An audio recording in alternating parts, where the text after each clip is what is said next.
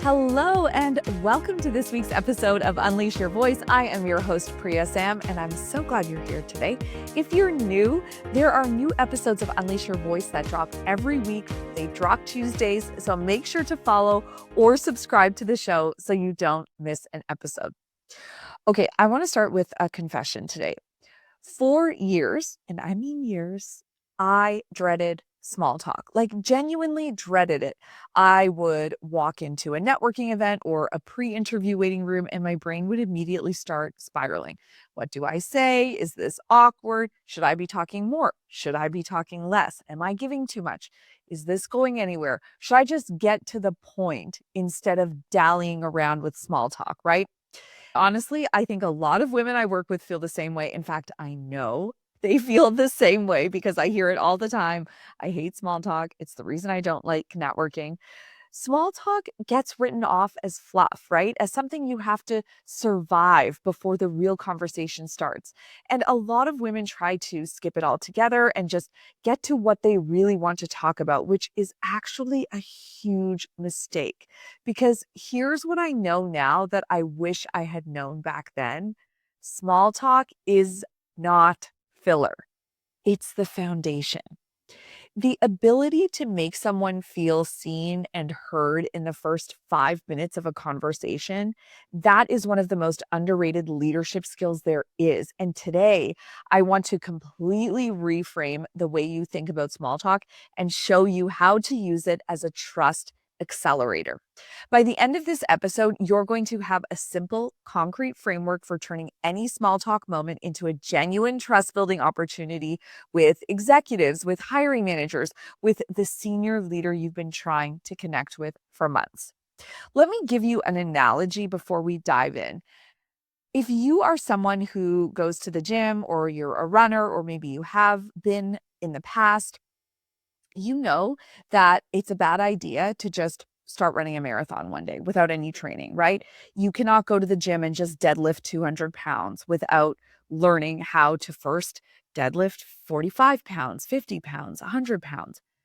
I want you to think about small talk in the same way. It is your warm up, right? It is what gets you to the heavy lift, but it's actually a really bad idea to just go straight to the heavy lift. Okay. So think of small talk as your warm up, and you need to do it in order to get to the good stuff.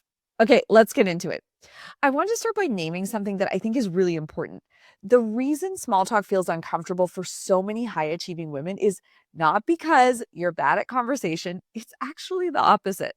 You're probably a woman who is excellent at your job. You know how to get shit done. You love being prepared for meetings and presentations.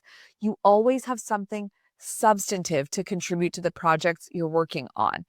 And small talk, with its open-endedness, its lack of clear outcome, its lack of structure, its potential for awkward and unpredictable silences.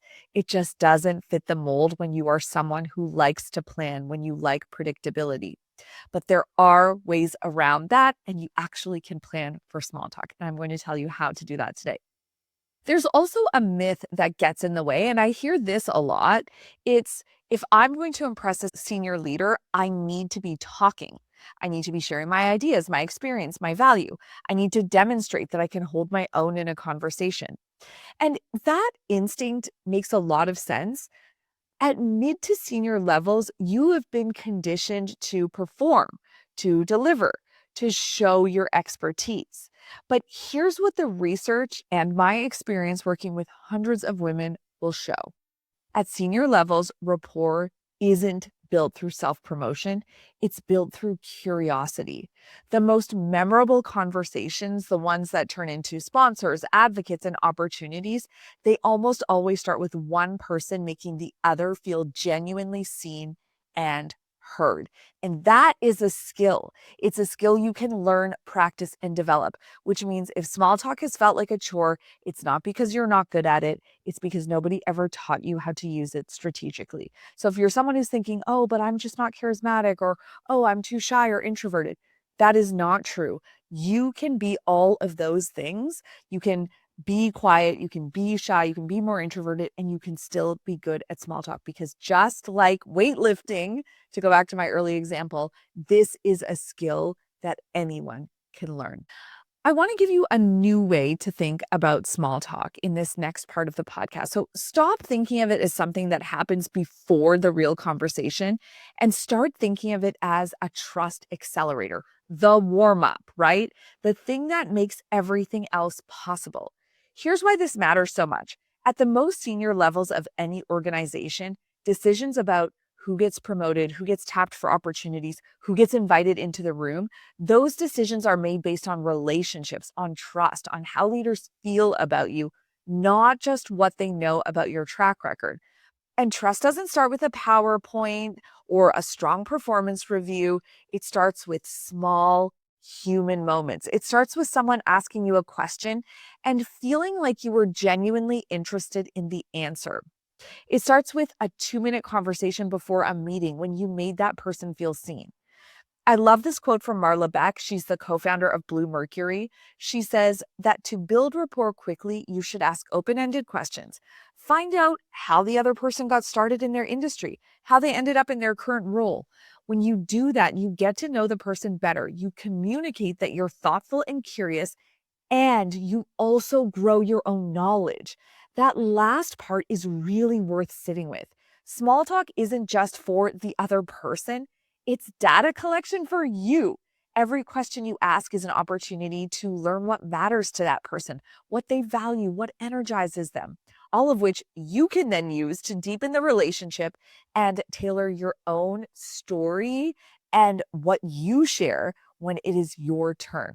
So the next time you're in a pre-interview waiting room or a networking event or standing next to a senior leader at a company all hands, don't think of small talk as something to get through.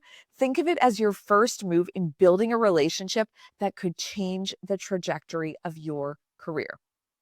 All right, let's get practical because understanding the mindset shift is really important, but you also need to know what not to do. And I'm going to teach you frameworks and I am going to be super specific about what works and what doesn't work.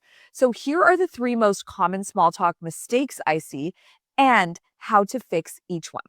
Okay, mistake number 1 is talking to impress instead of asking to understand. This is a big one, and it usually comes from a really good place. You want to make a strong first impression. You've done your research. You have things to say. And so when you finally get in front of a senior leader, your instinct is to go into delivery mode. The problem is, people can always tell when you're just waiting for your turn to speak rather than actually listening. And executives in particular, they reward genuine engagement. When you walk in asking strategic, thoughtful questions, you don't come across as smaller, you come across as composed, curious, and confident. So the fix here, don't talk to impress. Instead, lead with curiosity, not content. Your goal in the first few minutes of any conversation is not to impress, it's to connect. And connection happens when the other person feels seen, not when they feel like they are in an interview. Okay, mistake number 2 is asking generic questions that don't go anywhere. Most people's version of small talk is, how are you? How long have you been with the company? How was your weekend? And then everyone nods, says fine, gives a one-word answer, and stands there waiting for something more interesting to happen.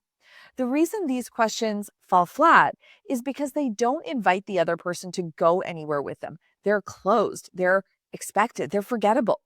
What you want instead are questions that invite someone to share their story because that is where connection lives. Every strong small talk conversation can be anchored in one of these 3 categories. So as you're thinking about questions, these are the 3 categories I want you to think about. The first one is origin questions. These invite someone to share how they got started. Questions like, what drew you to this industry? Or what made this company the right fit for you? Or even, have you always worked in this space? Everyone has an origin story, and when you invite someone to tell theirs, you're starting the relationship on a foundation of genuine curiosity. The second bucket of questions is energy questions. These questions tap into what someone is most excited about right now. So questions like, what are you most excited about in your work right now? Where do you see the biggest opportunity for impact this year? Are there any projects that you're particularly excited about, right?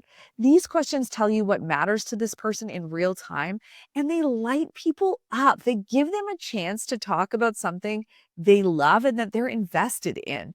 That is something that generic small talk never does. The third bucket is advice questions. These are quietly powerful because asking for someone's advice communicates humility and a growth mindset, both of which are leadership qualities. So, questions like, what's the biggest turning point that led you to where you are today? Or what do you know now that you wish you'd known when you were in my position? People love being asked for their wisdom. And when you ask with genuine interest, it deepens the relationship faster than almost anything else. The key insight between all three of these is the same. You're asking questions to connect and collect data. You're going to hear me say that a lot, right? Questions to connect and collect data. That is always where you want to start. You're not thinking about just filling the silence. You're not just being polite. You want to genuinely understand the person in front of you. You need to approach this from a place of authenticity because that understanding is the foundation of every meaningful professional relationship. If you don't think about doing this from a place of, I genuinely want to get to know this person and I genuinely care about what they have to say and their story, then you will come across as transactional. So I want you to remember that mindset piece is really important here. Mistake number 3, forgetting that even executives need to feel seen. This one surprises people when I say it out loud, but I promise you it's true. There's an assumption that because someone is more senior in their career, they don't need to feel acknowledged or heard, that they're over the small talk, that your job is to impress them, not make them feel good. Here's the truth. Everyone at every level needs to feel seen. And the moments when someone has made you feel genuinely seen and heard, you trust them. You want to deepen the relationship. You think about them later. Executives are no different.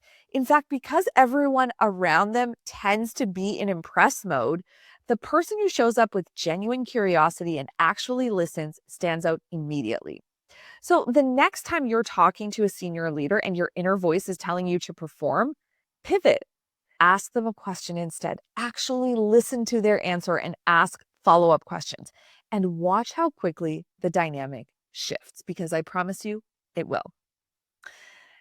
To show you that, I want to share a story about a client of mine named Erica because I think her experience captures exactly what's possible when you start approaching small talk differently. So when Erica came to work with me one-on-one, she was a senior customer success manager at a startup. She'd made a meaningful career pivot before this from product training into customer success. She was doing great work, but she was struggling to articulate her value, especially in higher stakes settings. Networking events in particular were something she dreaded, and job interviews were another. And she was at this point where she was ready to find her next role. So, what I noticed pretty quickly was that Erica had exactly the same instinct a lot of women do in networking situations. She'd prepare a tight pitch, deliver it, and then feel a little lost when the conversation moved beyond it. She was in delivery mode when connection mode was what the moment called for. So we worked on her stories. We built a power story bank with 10 high impact stories for both networking and job interviews. We worked on her framing, and then we really focused on how she entered professional conversations, how to start with curiosity, how to use questions to build rapport before ever sharing her own experience, how to make the other person feel genuinely heard before it was her turn to speak. A few weeks in, Erica was interviewing for a role at a dream company with a significantly higher salary. Now, because we'd already done the work of building her power stories and practicing how to leverage them to stand out in job interviews, Erica didn't have to scramble to do her interview prep. All she had to do was deliver what she had already prepared because she had internalized her stories to the point that she could talk about them naturally and confidently, the same way she would tell you about her last family vacation. That is always the goal with stories. This is a very different way of preparing, right? A lot of people, and you might say, oh, this is what I've done. You come up with a set of interview questions and then you write your answers and then you practice those answers. When you have a power story bank, the prep is different. What you do is you prepare your stories, you internalize them, right? These are stories about your key projects, your key impact moments. And then when you get asked questions in interviews, you're drawing from those internalized stories. And that's what makes them both natural and powerful in job interviews. Okay, so because Erica did this, because we have done so much practicing, there was zero surprise on my end when she slacked me to tell me she had landed the job and that she got an offer that was $28,000 more than she was making in her current role.